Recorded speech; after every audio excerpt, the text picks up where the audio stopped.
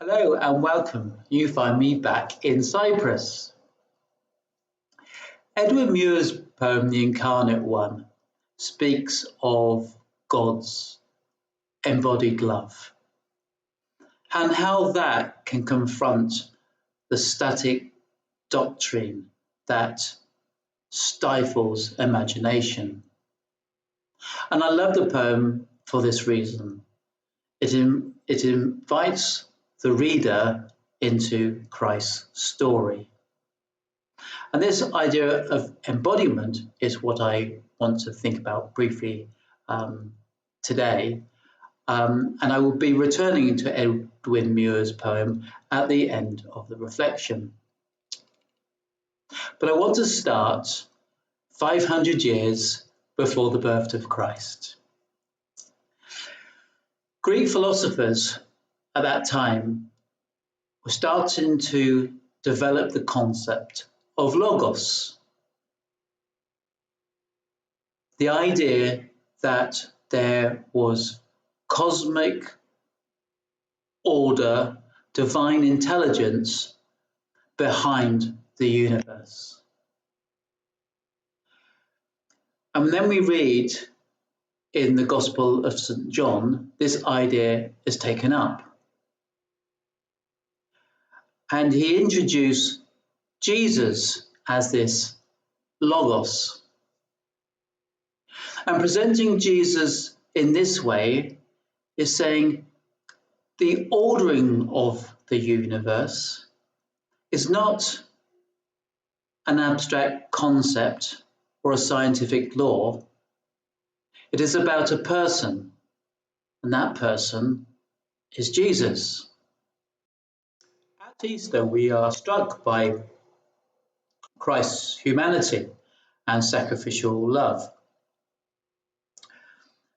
But we are moved not just from the words from Scripture, but from somewhere much deeper within ourselves where our humanity meets with Christ.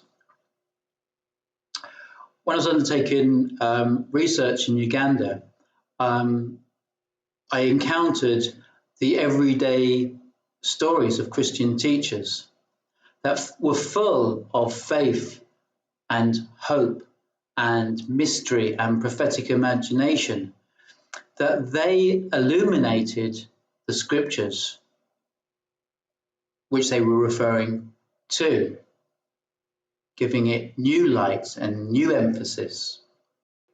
So we brought these testimonies together and collectively we developed a group of short